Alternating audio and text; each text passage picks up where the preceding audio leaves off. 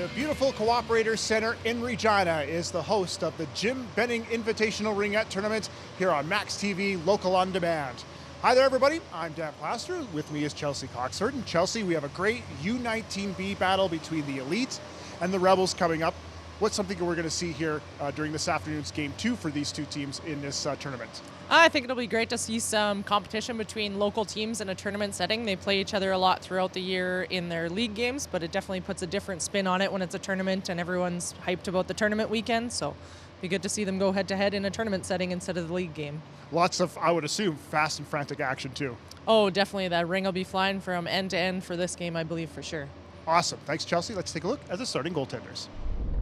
Starting a net for the Regina Elite, who will be in green with the black pants and white and yellow trim, will be Bernadette Ballman. And 200 feet across from her, in between the pipes for the Regina Rebels in the all-white with the green and yellow trim, will be number 31, Caitlin Robertson.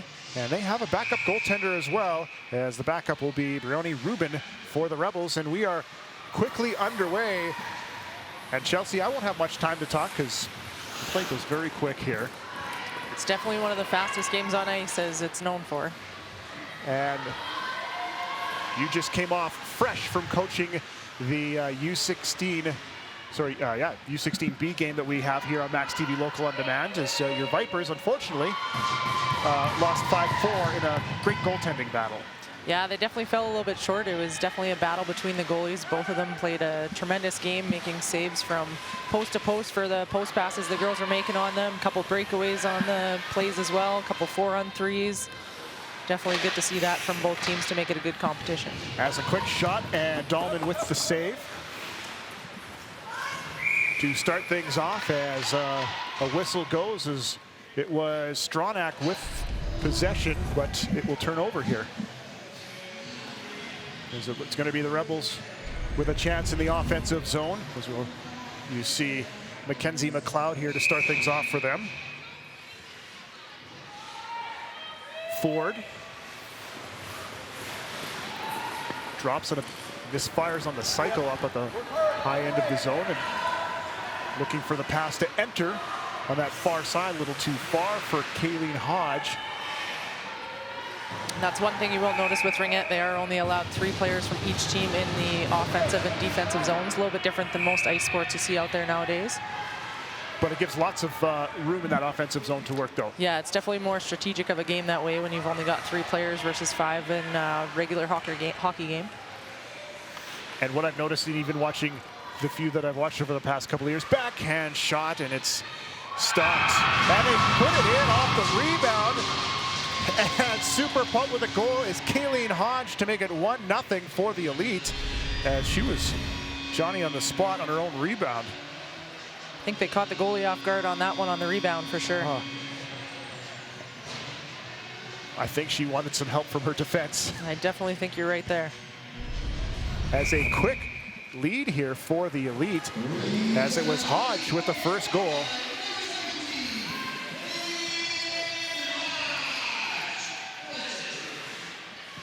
So how familiar are these two teams? You mentioned it in the intro. These are two teams that see each other a lot during the regular season. Yeah, these are the 2 only Regina U19B teams. There is a BP team as well, so there's 3 of them in the loop, but they definitely see each other a lot throughout the regular season for their league games. But definitely a different take being a tournament and people being maybe a little bit more committed and not having school or work to commit to like they would during the week for a league game. And with speed is Haley Donaldson. She drops it for Stengel. As she lost the handle of it, now will regain and settle things down in the offensive zone. Nice quick stop as Robertson makes the stop. Heard the buzzer go off, but no harm, no foul. As possession will go straight to the Elite, or they're just waiting for the change. Yep, the Elite will have possession in the offensive zone. So how do you set things up here offensively to start things off? Or is there just different options? How would you roll this? It all kind of depends how the other team decides to set up with their defense. It looks like they have thrown someone, 2 people in front of the net there with their defenseman and someone on the boards. I noticed you guys ran a lot of the backdoor. You look for that backdoor cross Yeah, pass if you a can lot. catch that goalie going to that far post and swing that ring back around and give someone a chance to put it in the net, it's definitely worth it. I guess it just depends how that zone is set up. As we have a power play now for the,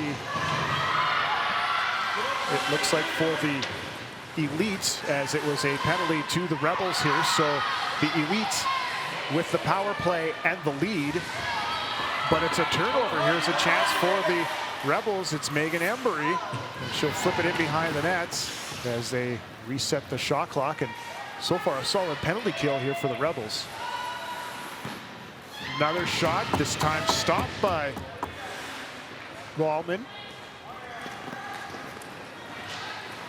Now some room and finally a chance here for the Elite to set things up with the man advantage halfway through the power play. Smoothly through the zone is Hunchak. Hunchak into the far corner for Smith. Smith waits for things to set up. Drop pass mishandled by Hunchak on some solid defensive play to kill even more of this power play. Neutral zone turnover, and that allows the Elite to restart things all over again. It's Dagenstein. Dagenstein dances through the defense, and coming up with the stop was Robertson. And another quick, looks like I think they're in the... Yeah, that's definitely one of the downsides with getting too close to that crease. Once you get in there and your team touches the ring, you've got to wait at least 5 seconds before you touch it if you don't want to lose possession of that ring. Now with speed, quickly on it was Keeling Hodge. Back come the Elite. They're fired into the far corner, skating out to play it is Robertson. She went for a little bit of a walk there for a goaltender.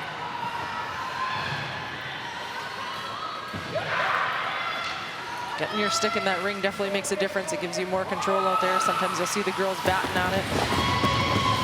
That was a very calm save on a break for the Rebels, as making the stop was Ballman, and back the other way they come are the Elite. It's Vaskor. Running around the boards. Donaldson waits for some help as the third forward comes onto the ice. Drop pass, chance for Vaskor. She couldn't handle it. Solid defense here for the Rebels, as it's an easy stop for Robertson. Now she has nobody to pass to, and that 5 seconds goes away in a hurry. It's one thing you'll notice a lot with Ringette goaltenders too. They do wear the blocker like a hockey goalie would wear, but some of them also wear the Keeley like the opposing goaltender here today. So it's definitely a personal preference, and depending what works for the goalie and what they've had throughout the years. Keeley being, oh, the two blockers. Like, yeah, one's kind of got sort of a rugby glove or a broom ball kind of glove to it, so she can still pick up the ring, where Caitlin over here on the other end has to throw her stick under her shoulder in order to pick up the ring with her blocker side. Quick shot, nice right leg save by Robertson. She's seen a lot of shots early in this game, as a lot of the ice has been to our broadcast right, as it's been a slow start for the Rebels here offensively. They did have the one chance early in this first period, as time goes fast here. Yeah, it definitely flies by. That ring's got to go over both blue lines before it can get down to the offensive zone, and it can't be the same girl touching it on both sides, so it's a little bit more strategic than a hockey game. Putting on the binders and escaping the pressure was Hannah Ford. She was able to connect, and now with it for the Rebels is Walter. Walter in behind the net, finds some space in the far corner. Quick shot, it misses. Actually did connect with the goaltender, so the shot clock resets, and that allows Paige Lible to quickly get it out to the far side. Here's Kayleen Hodge, nice pass, walking in as G spins around, and a stop by Robertson, and the rebound is fired wide to the net. She definitely had some hustle coming up the ice there to deserve to get that pass over that second blue line. And this long possession was all started by that play as Meyerhofer now at the top of the offensive zone, puts on the binders. I don't think anybody expected her to do that, as everybody, including the defensemen, were caught flat-footed. I guess offensively, that's what you're hoping, is to catch the defense watching. If you can catch them flat-footed, that's the best time to make the moves.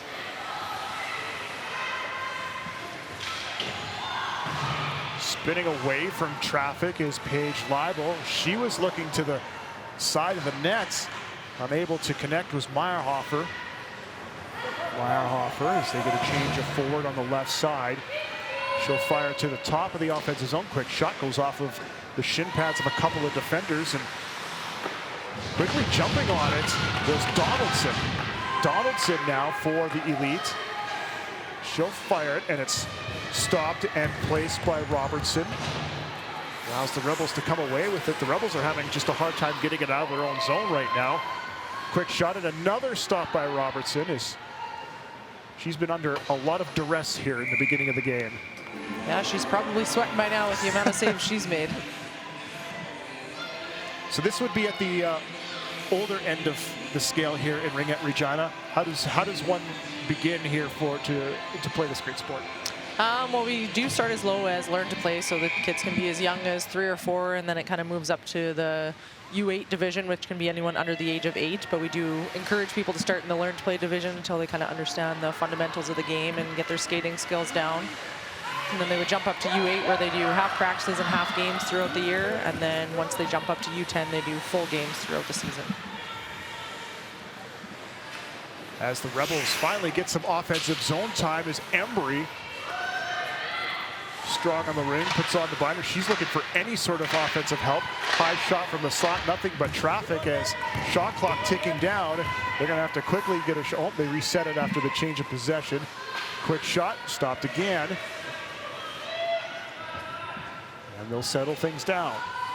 Yeah, that shot clock is one thing that makes Ringette a little bit quicker paced of a game compared to hockey. It's very similar to basketball in the way that it's played. So you have 30 seconds to take a shot. It can be reset off the goalie or off the goal post. You'll often hear the offensive team's goalie banging their stick when it's close to a rebound. As we saw, number 18 in green, Mirabelle Bonner, kick at it. They love to kick. You can kick with the side of your skate. You can't kick with the front of your skate. Okay, so that was the call. Now you talked about the different sports. I think it takes the best of all of them, but also talk about Ringette. They seem to be able to be a little bit more open-minded to change and change the rules to make it more free-flowing. Yeah, they do have rule changes. I think it's every 4 years, so there's a lot of things they kind of take into consideration. Oh, no goal on that one. It would be nice to see what's the nice replay. It was just whacked at the side of the net. I think that was Guino, but we'll get a replay here after the Elite come down the ice. And shot scores Ariana Smith. As you see that a lot as a coach, Chelsea, is one play on one side ends up to something on the other end. All it takes is one little slip and that ring goes up the ice and you get it to the right person, and she hit that top corner. Those are some of the nicest shots you'll see in Ringette. Get it right past that goalie into that top corner in no time. So that was the replay of the goal called off, and that was finding, wow, that was a great release by Ariana Smith. So that,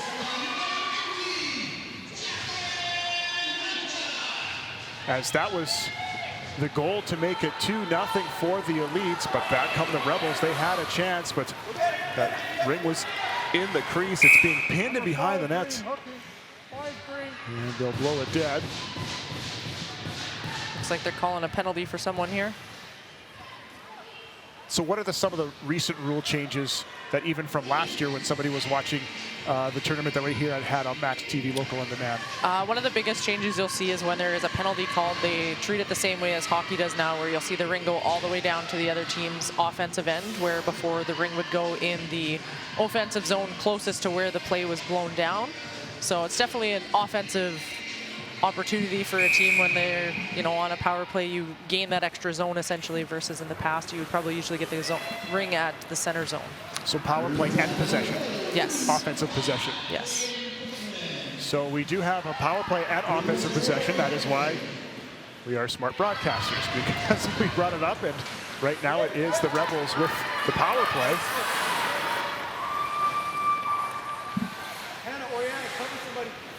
As Wilk, caught an edge and goes into the boards.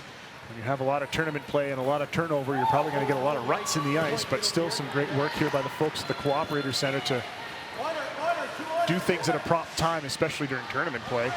Yeah, during league games, they probably play on dirty ice every now and then. They usually only clean the ice every couple hours. So in a tournament, to have clean ice for every game definitely can make a difference. That was a nice defensive play on the far side for the Rebels, but still with possession. Drop pass all along the shot. Great stop by Robertson. A little bit of a misfire defensively by the Rebels, allowed that elite chance. Waiting for some help is Beauchamp. Beauchamp drops it to Ford with room. Ford along the ice. Nice kick save. As there's still 40 seconds left in the power play for the Rebels. They have some room. Shot goes over top of the nets. That goes off the stick of Beauchamp. Settling things down are the Rebels, but keeping everything to the outside on a solid penalty kill by the Elite. And falling to the ice was Bonner, but she was able to kill a little bit more time, but a chance for one more rush here with the power play. Spasov with the shot and the stop again. As the power play is almost over, a chance for one more shot, but it's blocked by the defender. Some nice work by Paige Leibel. Drop pass, a little bit of a give and go. Quick release, blocker save. And now this is the best offensive zone time here by the Rebels so far in this game.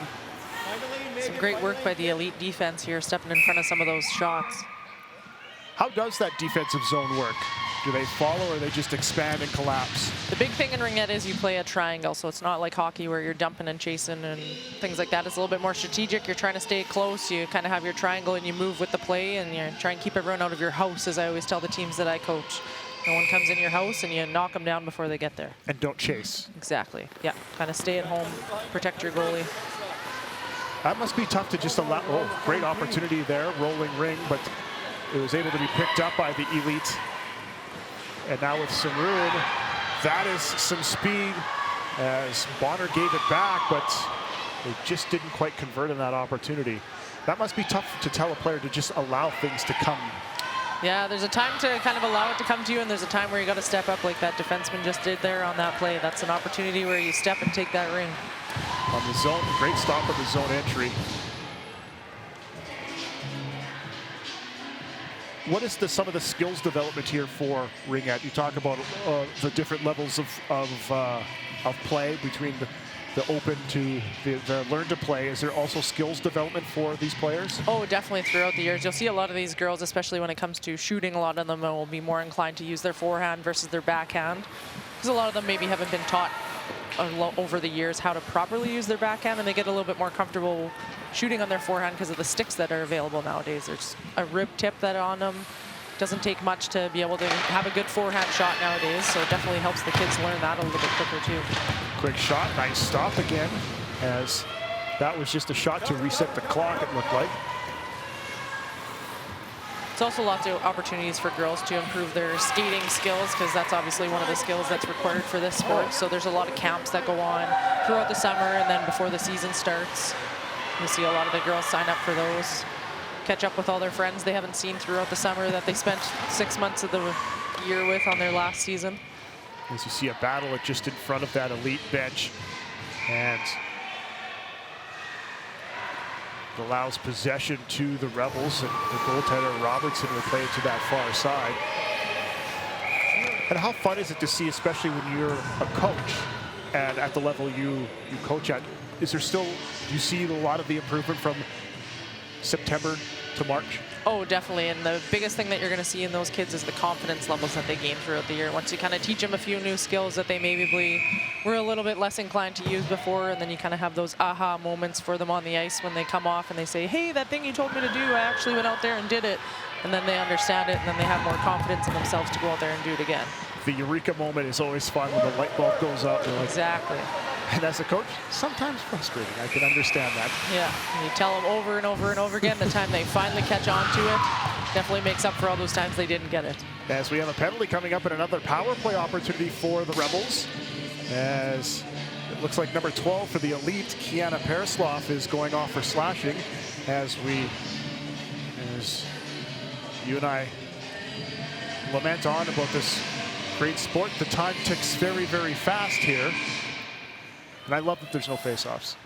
Yeah, it definitely gives a little bit more control to the team that has the ring, obviously. Oh, that was a nice shot. Wow, found some open space up high, and I think that was number 10, Hannah Ford, to cut it to 2-1.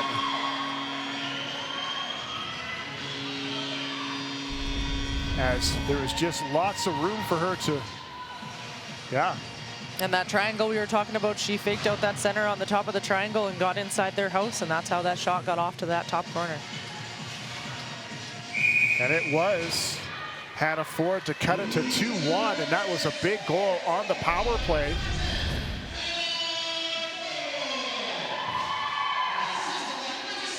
And now it's right back come the Elite as they quickly take the offensive side as Malia G lost it, regains it. Strong with her head high, and there's one of the backhand passes. That's probably a skill you learn a little later. Yeah, and that comes along with stopping and starting too. You did see how she went one way and stopped and came back the other way to try and throw that goalie off to get the shot off. The quick forehand to backhand and vice versa is key, it seems like. Yes, you definitely have to teach the kids how to shoot both ways, because they get too dominant on one, and then when they're driving in on their backhand, they have to then switch to their forehand, which puts them in an opportunity to be checked. It's one of the things I'm always harping on the girls on that I coach. And once again, they have that aha moment. And it makes all that worth it. With it now for the Elite, that was Stronach rimming it around to the far side. Is now some room for Degenstein to get it up to Stronach, who quickly gets it up to some forward help at number 10, Emma Vasker. She'll slip it to some open ice, and now walking into Stronach. Stronach dropped, but nobody home on some solid defensive play by the Rebels. And now they look for some help. Back and forth we go. Meyerhofer lost a chance. Solid defense here in this last little bit of play. I say that, and this happens. A rush here for Vasker. She does get the shot off, and Robertson to stop. Again with room, walking in is Hodge, and Robertson to stop again. So she can plop it down and play it herself with her stick. Yes, as long as she does so outside the crease there, you see her come out. Some of the goalies even get a little bit aggressive if the ring's coming over the blue line. They'll see them skate outside their crease to bat that ring off.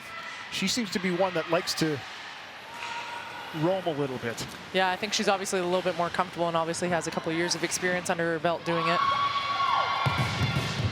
And really likes to be the quarterback of that defense. Nice little out. That was a great outlet. As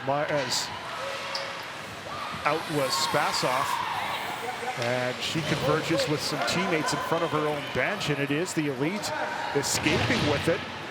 Nice outlet to the far side, walking in is Hodge, the stop by Robertson. That's set up nicely. There's a nice lead pass into the zone there.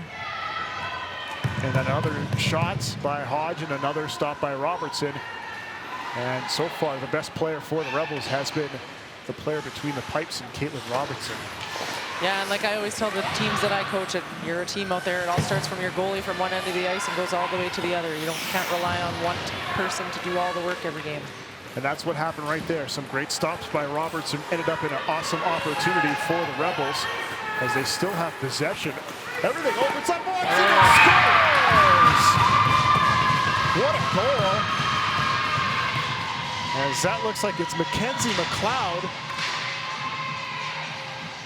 Everything opened up for her, and she was able to put it in. That's what you call watching and not moving your feet, I guess. But unbelievable skill there by Mackenzie McLeod. She made a nice deke to get around that center and got inside that house and kept the speed up, and that's the only reason why she put that in the net. And we're all tied up here late in the first period. Just 3 minutes remaining, and it was a quick start by the Elite, who took the 2-0 lead, and now back-to-back goals by the Rebels have tied things at 2. Two very evenly matched teams. This falling was Beauchamps, and that allows the Elite to gather it up and clear a little bit of the pressure. Now there's a penalty coming up. It looks like the Rebels took a penalty, and Elite will go on the power play. As heading to the box is Alea Andrusiak for the Rebels. We'll see if the Elite can capitalize on this power play or not here and get one past Caitlin Robertson. She's definitely keeping her team in the game here.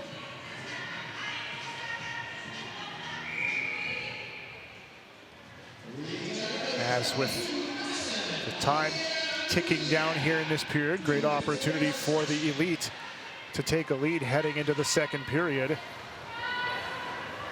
As loose out front, and that was Ariana Smith with the chance, but Robertson the stop. She'll quickly outlet it to the far side as Jessica Smith was able to get it down the ice.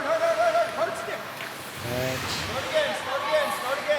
now they're able to settle things down and kill a lot of time as they get some offensive zone pressure. That shot just misses wide. The chase and won by the Elite's number 6, Ava Stronach.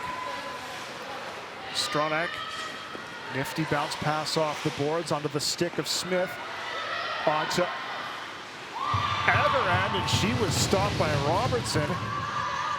Agarand again as two players converge on it. Some strong play by Hannah Ford for the Rebels there. It was a nice board pass she made to get that ring up the ice. That's one of the things that the girls will learn as soon as they join Ringette. There's different type of passes. There's board passes, lead passes, drop passes. Just one of those skills that they'll pick up once they start playing the sport.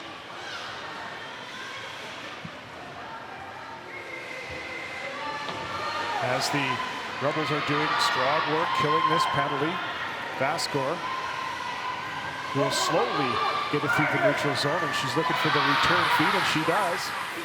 As they're doing great work, killing this penalty. There's a chance, it's loose, it just slides past the post. That was a close one. The goalie was down and out on that one, and she just about had the entire net to shoot at. Lots of room now for Ford, as she'll just turn and flip it on net. Gets caught up into the goaltender's gear. Has to quickly fish it out and get rid of it as the 5 seconds were quickly drifting away. One last chance here on the rush and the power play for the Elite. They're able to settle things down. Malia G spun around, and I think that got into the crease when she was stick handling. Yeah, that's one rule I'm hoping maybe would get reviewed as the future goes on for some rule changes, is the crease rule. There are times when there's no effect to the play when someone skates to the crease, and of course it is a violation that gets blown down. Great outlet, great opportunity, walking in, and nice stop on the play. As Mirabella Bonner, Megan Embry, that's a player in white with the opportunity. Now Victoria Walter for the Rebels. She's gonna have to battle hard for it with time ticking down here in the period. One last opportunity, the wrist shot goes over top of the net after a shoulder save.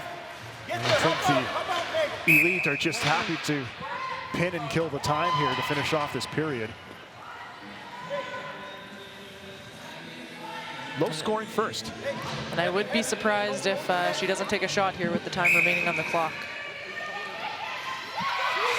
And she just... I think she kind of panicked there a little bit. She probably heard, wow, as you probably heard a million voices from the bench. But you're the head coach, so you should just hear the one voice. You should, but then a lot of the rest of the team starts yelling, the parents are yelling, and then there's millions of voices to try and decipher who's yelling at you. Quick thoughts on the first period. Let's start things off for the Rebels in white. They found themselves down 2-0 early. What were some of the things they did to come back and get back into this game? They've really capitalized on getting their passes up the ice quick and catching the other team flat-footed. That definitely is something they've been capitalizing on. They've been getting some good shots off, and they're there for the rebounds. The first goal that they got was definitely key on that. And then now for the Elite, they jumped out to the 2-0 lead. What do they have to do to regain this momentum in a very low-scoring game? Yeah, it's definitely low scoring, especially for U19 and being the 20-minute periods. I think they definitely got to find their drive again and bring themselves back out there. They're maybe starting to play down to the level of the other team, so they've got to find their drive again and bring it out for the second period. And before we start the second period, let's take a look at the highlights from the first period. And we talked about the great start for the Elite, and they were able to get a little bit of a nice opportunity as Keeleen Hodge opened the scoring.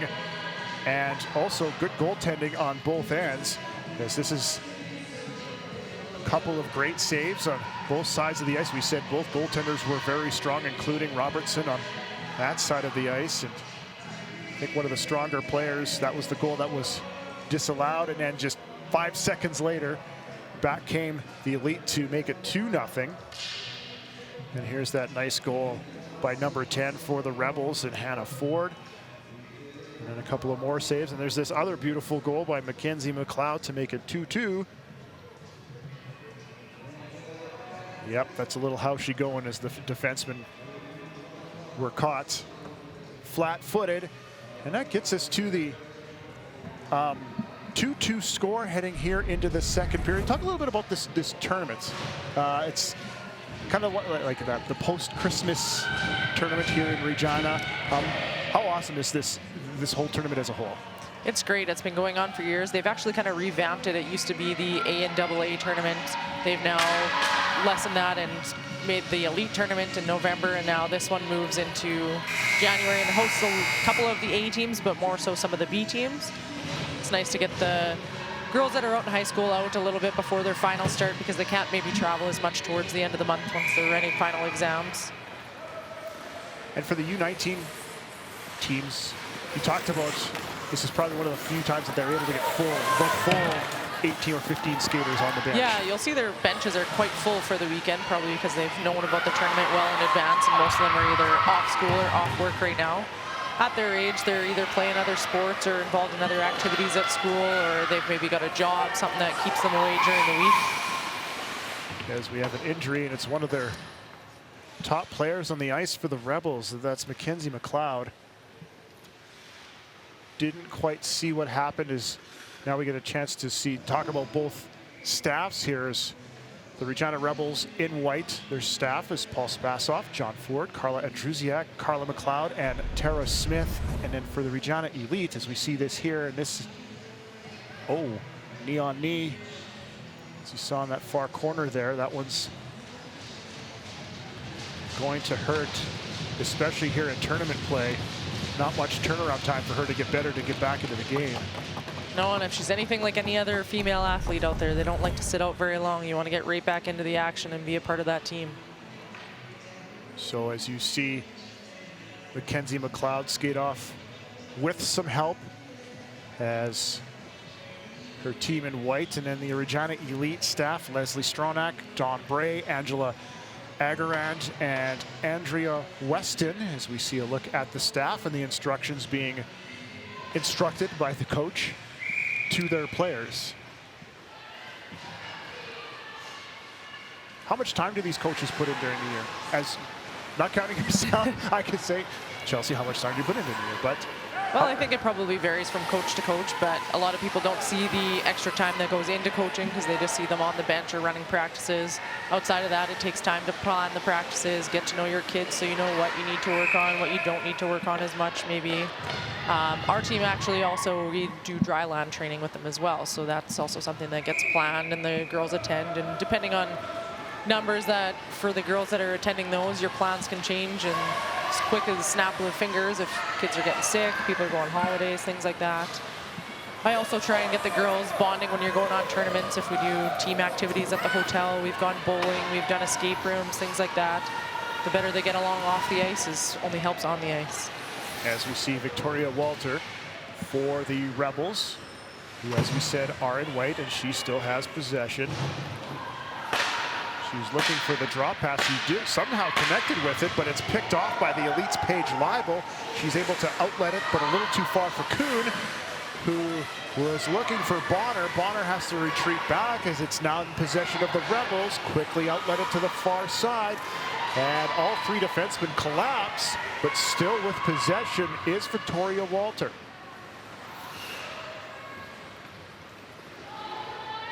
Walter looking for something to open up, but solid defensive play by the Elite. And skating with her head up is Kuhn. Kuhn dropped for Hunchak, and the stop by Robertson, as that was her first save here of this second period, as we're already 2 minutes in. Down this right side is Spasoff.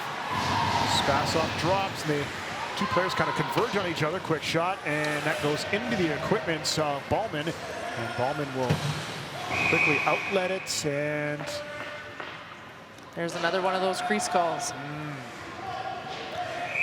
And for yourself, how do you mix in playing now? Well, with Ringette, it is only an hour ice time, and you're not dealing with sunlight like you would be with a baseball game or something like that. And once you get in the older divisions, you usually get the late night ice time, so it's usually pretty easy to slip that into your schedule, aside from maybe cutting out a few hours of sleep every night. But it's a sport for life. It definitely is. I've been playing for over 20 years now, and some of my best friends or people I keep in touch with the most over the years have been from Ringette.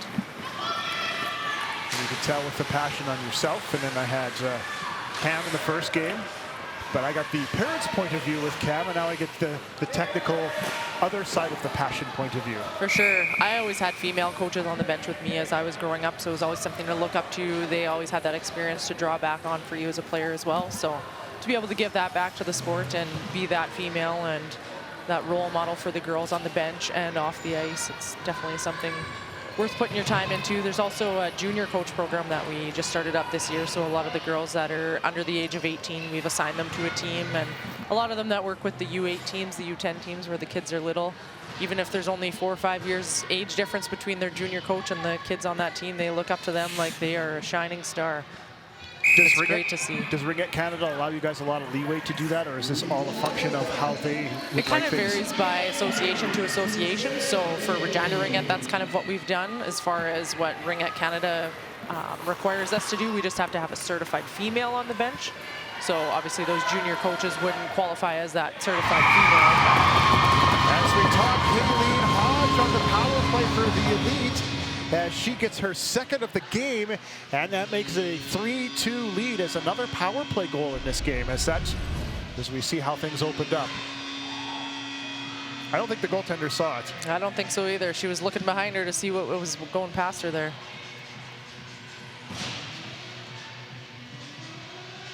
As a great opportunity, nice drop pass by Malia G. Yeah, that goaltender was Robertson a little deep in her net, and saw it go over her glove.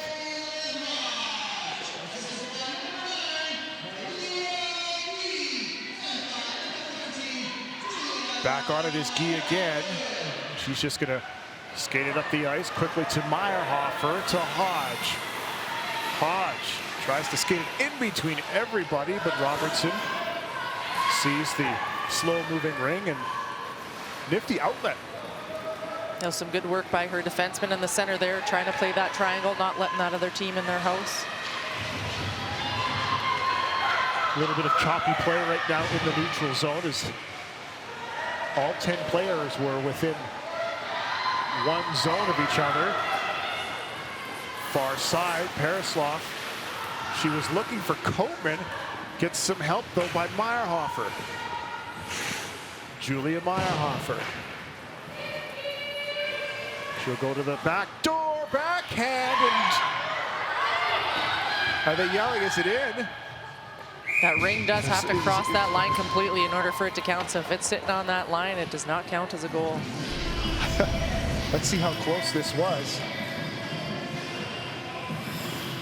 That was... I don't know, it looked like it was still resting on the line a little bit. Yeah, it was. And I think Perislav really wanted that one. Great replay there. That almost made it a 2-goal lead here, and it's another great start here by the Elite here in this opening of the period. As we have a penalty call coming up to the Rebels. Does it look like a roughing call? I think it was body contact. Body contact, they ended up calling there. As going off will be Hannah McLeod. Actually, yeah, I thought both were going to go off, but as we see Haley Donaldson go off for the change, and another power play opportunity here for the Elite as they scored on their last power play. That is one thing you will notice with Ringette. It is a non-contact sport, which definitely adds to the speed of it, because you're not looking to take anyone out into the boards by any means, and if you do, you're going to have to sit in the box for 2 to 4 minutes. A not contact sport. that because there is contract. You'll just have to pay the price. but a short-handed block by the Rebels ties the game. As we see number 17 back on the ice. You talked about how players want to stay on. That was Mackenzie McLeod, number 17, back on the ice, but getting the goal was number 10, Hannah Ford, her second of the game. She likes that spot right there. You can see she's trying to fight through that injury. It's still bothering her a little bit, but she wants to be on that ice. So a short-handed goal ties it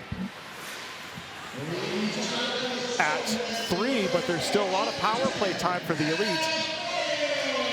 As Ford with her second of the game, and also 2 for the Elite's number 17, Kayleen Hodge. This has not been the greatest of power plays for the Elite.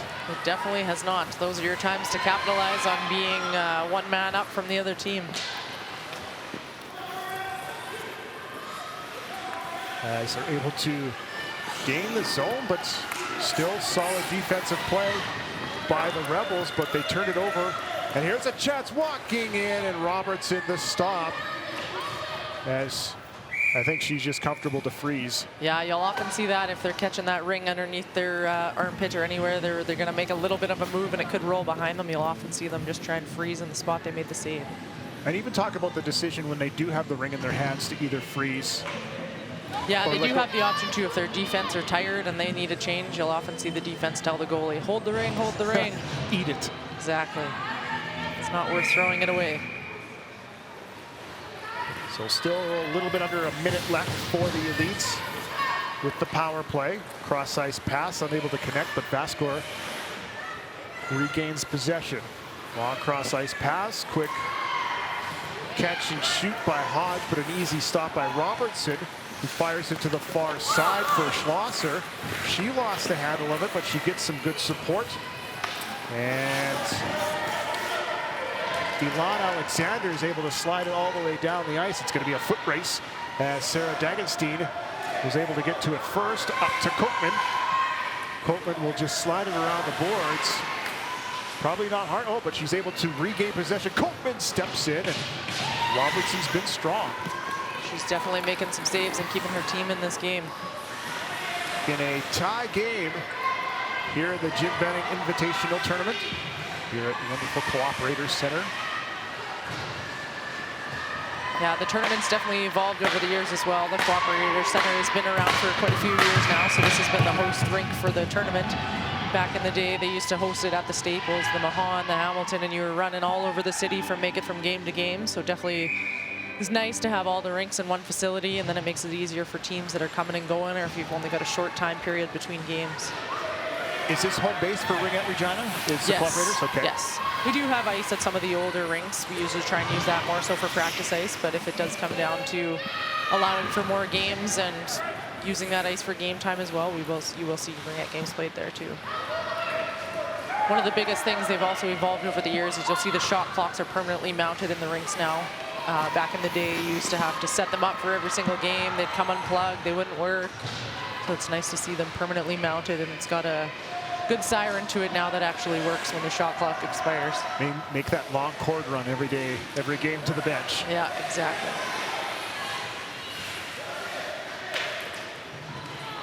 Have you always liked this tournament as a player and as a coach?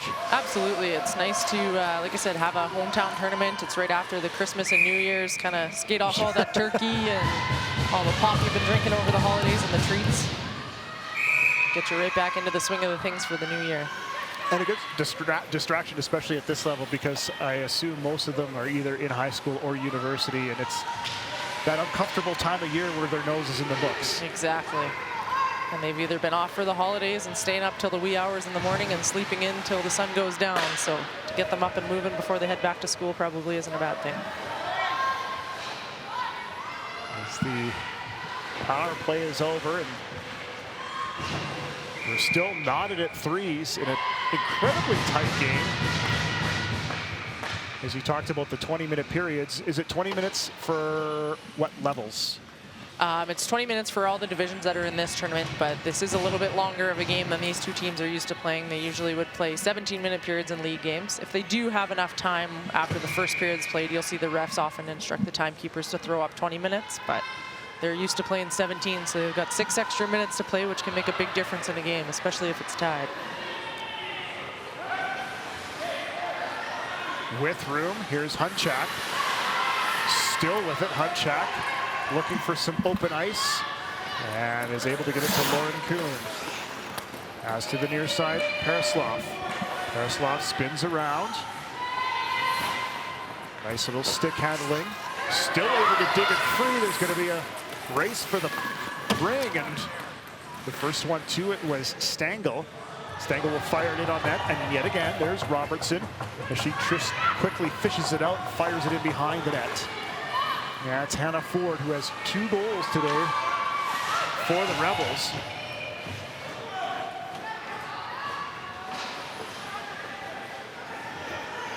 One thing that's always nice to see with Ringette as well, you'll see their jerseys are basically opposite colors of each other because we have the same jerseys for the entire league. So everyone's got a green jersey and everyone's got a white jersey. But where you'll see the differences is in their off-ice uniforms. Everyone usually gets a team clothing of some sort, and whether they decide to stick with the green, white, and yellow or divert from that and do something with blue or red. As you guys have with the Vipers. Yeah, the girls wanted to change it up this year. We decided on whether we were going to do red or green, and they chose red. 2-on-1 opportunity stopped, and you went with red and blue. That's what we did, yes. Nice to have something a little bit different after you've done the green for so many years. Quick shot, and just a nice stop again by Robertson, as that was Mirabelle Bonner again. Bonner's a swift skater. I'm sure she's got a few years of experience under her belt to be skating that well. Nice defensive work in the neutral zone. As everything is stymied, and they'll reset everything all over again. Time already ticking down. Here's this opportunity by Bonner. And yet another stop by Robertson. If it wasn't for these goaltenders, it might be a bit out of hand. Definitely challenges you as a player where you want to shoot on those goalies after making all these fabulous saves and not allowing you to put that ring past them.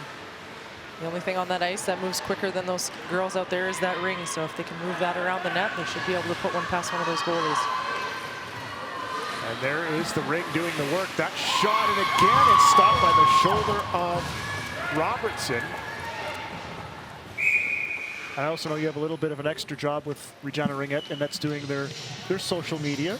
Yeah, it's one thing that you can get across to many people nowadays. Everyone's either on Twitter, Facebook, Instagram. You throw something up there, everyone sees it. They're on their phones nowadays, and then they start talking about it, and it's just word of mouth. So. And how do you follow? What are the handles for Ringette Regina? Regina Ringette is our Facebook page, and then on Instagram we're at Regina Ringette, and then as well on Twitter. So it's easy once you kind of link them all. If you post one thing, it goes to all 3, so it's pretty easy to do. This year we've started doing a coach and a junior coach of the month, so we just posted our first one here back in December. Got lots of great feedback. It's great to give credit to those coaches. And who were they? Janie Tremblay was the junior coach of the month, and she plays on one of the U14B Nitro teams. And she's also playing up with my U16 Viper team this weekend, so it's great to see her get that opportunity to increase her skills and learn some new things and play with some older girls. And then the coach of the month was Dana Seymour, and she coaches the U12A Fusion. She actually plays on the team that I play on as well, and she's been playing for years, so the girls are definitely learning a lot from her with the experience she's got under her belt. As we saw stops at both ends of the ice, as Ballman made a great shoulder save, and then you saw Robertson again making a stop as time is quickly ticking away as we see Robertson, who's been solid between the pipes. I don't quite think it's a next goal wins, but the way this one's been going almost feels like it. Yeah, and the one thing that's nice, it's a little bit tougher to tell when you've got 2 local teams playing, but for all the tournaments that Regina Ringette does put on, we put out a volunteer schedule, assign spots for timekeeper, scorekeeper, shot clock, and opening gates. It's definitely nice for out-of-town teams that are traveling far distances. They don't want to sit in the box. They want to sit in the stands and watch their teams play. And then each team that's involved in RRA has to complete 20 volunteer hours throughout the season, so those hours can go towards their team totals. So definitely helps get everyone out in the association, helping out for the tournaments, get their kids out there, meet some new people, and help make sure the tournament runs smoothly. And it is an incredible tournament, and everything has been very smooth. You don't see many upset faces, especially from the parent side of things. When it's easy for the parents, it's almost easy for the kids. Oh, for sure. A lot of the teams too will have the opportunity. There's some prize baskets, thing like that. Every team that's in the league, if their division is playing in the tournament, they have to provide a basket for the tournament. Another one of those things that the board has put in place, and again, gets all the teams involved. Then they don't have to worry about going out and asking local businesses. It kind of comes from within the association. That's awesome. Because again, we're timed down again, and now it's going to be the Rebels with possession. And as you see it on the stick of number 13, Emily Spasov. Another way even to get involved with Ringette is you see obviously there's 2 referees for every game. It's one thing I think we are lacking is involvement for refs. They do get paid for the game based on the level that they are. I mean, it's an easy way to make some money and get some free exercise at the same time. So a lot of the younger girls, we always encourage them to get involved in reffing if they can. It helps you understand the game a little bit better when you know the rules and then when you're trying to enforce them as well. As we see a tripping penalty coming up, and it's going to be a chance for the Rebels as the goaltender Robertson comes onto the bench, and you'll see the extra, the 4th forward in the offensive zone. There's a chance for the Rebels. Power play. Waiting for the possession. Touch for the Elite. Chance up front. And they finally touch the ring. And great opportunity here for the Rebels as we'll see this tripping penalty. As just opening up the can. Yeah, that's one thing you'll notice as well. Whenever a penalty is called, as soon as you see that referee's arm goes up, the team who's not getting the penalty will try and pull their goalie off the ice and get another offender on the ice. Once that goalie's off the ice, you can put 4 people into that offensive zone, whether you actually put another player on the ice or not, or just throw one of your defensemen that's already out there and throw them in the zone. It gives you a 4-on-3 opportunity. Great opportunity now for the Rebels, as they have not led in this game. They have trailed by 2 and then trailed early in this first period 3-2 in a 3-3 game now. Opportunity up high is picked off by the Elites. That was courtesy of Kiana Perslov. And now the Rebels will try to settle things down. Spinning away from trouble was Jessica Smith. Now with speed, the shots easily knocked down by Ballman, who's going to have to be their best player here with the short-handed disadvantage. Stangl, drop for Perislav. Perislav backhander, hits a couple of defenseman shin pads. And that pass kind of misfired, and it's Perislav again. Gets it to Stangl. Stangl the shot, Robertson the easy spot. She fishes it out, and there's the exchange of the paddle. Yeah, you'll see her do that lots because she does have that blocker. Some goalies have the ability to catch it in a blocker and throw it out, but obviously Caitlin's decided to use that trapper, throw her stick underneath, and use her actual blocker glove to throw it out to her teammates. As now just 30 seconds left in the power play, so not much time here for the Rebels on a solid penalty kill by the Elite. Seems like they've had ring possession for the majority of this power play. With it now is Walter. Walter, one last chance here on the rush, drops it for Spasov. Spasov, the shot slides through the crease as Ballman allows it to go through as her defenseman comes in to help out, and Jaden Coatman. Up the middle it goes, and that is it for the Rebels power play as the Elite kill it off. And now we're at 4 minutes left. And with this being just a round robin game and not a playoff game, if it does end in a tie, you will not see it go into overtime. As this would be, if it ends up in the tie, this will be the Rebels' second tie of the tournament. That'll definitely cause a little bit of confusion for the point structure, I'm sure. As a nice stop by Robertson as the Elite almost took the lead here as we're now under 4 minutes left to play. As a quick shots off by Bonner and the stop by Robertson. She'll flip it behind the net, but Bonner's the first to the ring. Strong possession and another shoulder stop by Robertson. And this is a long possession. It looks like the Rebels are gassed defensively. Yeah, they definitely need a line change, and I wouldn't be surprised if the goalie just holds on to it here. And nope. Looks like she's got some trust in her defense.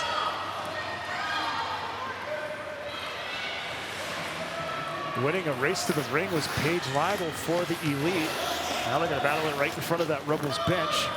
Dug free and loose, and the Rebels are away to the races. Megan Ambry up to Spasov. Drops it, but misfires for Erin Alexander. And back the other way are the Elites. And they're going to come 3 wide. Agaran walks it. Agaran Robertson the stop. Great save by Robertson, and they're still battling for it. That was a late whistle.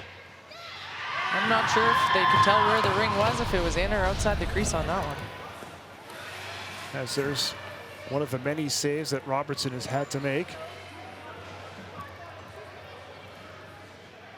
Robertson very good on her feet, up and down quickly. And here's that opportunity. She can't cover it outside the crease. That's what she wanted to do. No, if she would have covered that, she definitely could have given her teammates a delay of game penalty. She can only get that ring if someone pushes it into her crease for her. She can't bring it in on her own. The only option she would have had is to play it with her stick on the play like that with the ring outside of the crease. You can tell there was a little bit of panic in her. But smart play by the goaltender to not touch it. Yeah, she obviously understood the rules and seen where the ring was and what she couldn't do there.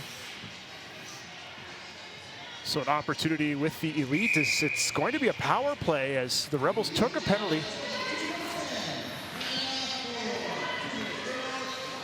As Ford is off for 2 minutes for cross-checking. Now here's the Elite's opportunity here with time slowly ticking away here in this second period to get this potential game-winning goal. That pass misses, and that allows the Rebels, number 17, Mackenzie McLeod, to get it all the way down the ice, and she's just going to go chase after her own attempt and kill some time, as having some difficulties with the ring was Leibel. Now they're able to get it away. Emma Vasquer. Nice pass to Guy. Guy spins away from trouble. The backhand and the stop again by Robertson. She's definitely helped keeping her team in this game. As Robertson has been lights out. Halfway through this power play, Guy knocked off her skates, and that allows the Rebels to come away with it. That should be too many players on the ice. And yeah, and that should be a 2-man advantage. Yep. And I've been guilty of that one as a coach, when that ring's flying towards the bench and you've got someone coming off the ice and they turn around and go for the ring and the girl's already gone off the bench. You've got no chance anymore. As it looks like it's going to be a timeout call here for the Elite. Now, if you're the Elite coach here with the 2-man advantage, what do you draw up here? Well, with there being 2 penalties, the Rebels will only be allowed to have 2 players in defensively, so it will be a 3-on-2. So you should be seeing the Elite try and pass it around and kind of set up a triangle around the other 2 defensemen and just try and pass it from post to post and try and get one of those quick shots off, and hopefully Robertson will let one in for them, and if not, she's definitely earning some MVP points today. And would they try to shrink things as much as possible? Like the offensively? The defense will probably try and play side by side, depending if their coach tells them not to, or I guess. And yeah, you'll want to have your players on the post and have them on their forehand, so as soon as they get that ring, they can get that ring off quick. If you're on your backhand, it's a little bit trickier to catch it, make sure it doesn't ride up your stick, and then shoot it off. And then defensively, just win one race. Yeah. Keep that ring out of that net. So a big opportunity here as the Elite will finish on the power play, as there's just 95 seconds left and lots of room. Bonner up to the top for Perislav. Back to Perislav at the top. The backhand shoulder stop by Robinson. Still open. Nice defensive play. But Curry on that far side.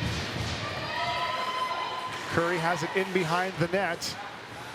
There's time ticking down. Here's a chance. It gets caught up with the ring. Backhand misses wide off of Malaya Gee's stick as it's blown dead. We'll see if they can get this goalie ring out with only 2 defenders in the zone. As that was awkwardly played defensively, but Robertson. See if she can make a smarter move here to try and get the ring out of the zone.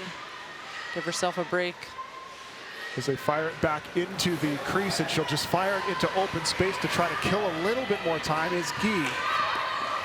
Gee, Perislav, and Bonner are the offensive partners. Sneak one past her. Bonner scores!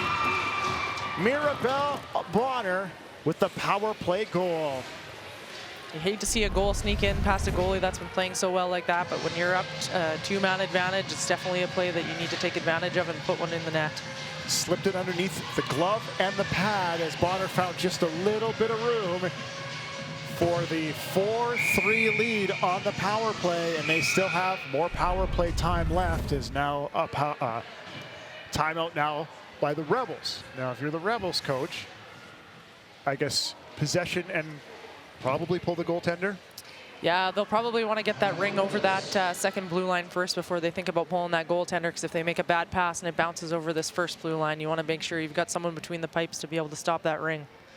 And it quickly goes back the other way. And a incredibly entertaining game in a low-scoring affair is just 4-3. As I looked at the scores before coming in, a lot of 9 spots, a lot of those things. Yeah, it's good to see a close-scoring game like this, especially with 2 local teams, and then it also gives you some confidence that when they drafted these teams at the beginning of the year, that they drafted them evenly with this good of a competition in a tournament that's already a couple months into the season. And what would the next regular season game be? Like right off the hop, or do they have to wait? They'll likely play maybe this week sometime, maybe not till Tuesday or Wednesday, hopefully not Monday, so they at least get a little bit of time off after the tournament weekend. Just 40 seconds left, and just the goaltender is already on the bench. And a smart play. Here's a chance. Shot, glove, stop. And a nice stop by Ballman, who hasn't been very busy here in this late parts of the second period, so she had to be sharp. 20 seconds left here in the period as the Rebels desperately need a goal as they turn it over in the offensive zone, and they're going to have to quickly move it up the ice as that goes off the shin pad of Kayleen Hodge. And now they all converge into neutral zone, and that should about do it as it goes off skates and along the blue line. And a quick shot late, and Ballman makes the stop. And you could tell that you were talking about it, Chelsea, this being a tournament game. A little bit more emotion involved in it. Usually probably not that much emotion. You can tell it's not just a Tuesday night skate and everyone's going to school or work the next day. There's definitely a little bit more on the line when it's a tournament and there's a medal at the end of it. Last thoughts about this game? I wouldn't be surprised if these 2 teams maybe end up in the final. As much as you don't want to be playing your local teams, when you've got such a good game like this and the competition, it'd be great to see. Awesome. This was fun. Yes, it was. Thanks. Great to come out and talk about Ringette. It's like I said, it's basically a part of my life. I've been playing it and coaching it for over half, so. That's great. This was a great game here, as it was the Elite coming out with the 4-3 victory over the Regina Rebels. Thanks, Chelsea, for doing this. Yeah, thanks for having me out. So for Chelsea Coxford, I'm Dan Plaster. Thank you for watching the Jim Benning Invitational Tournament here on Max TV, local on demand.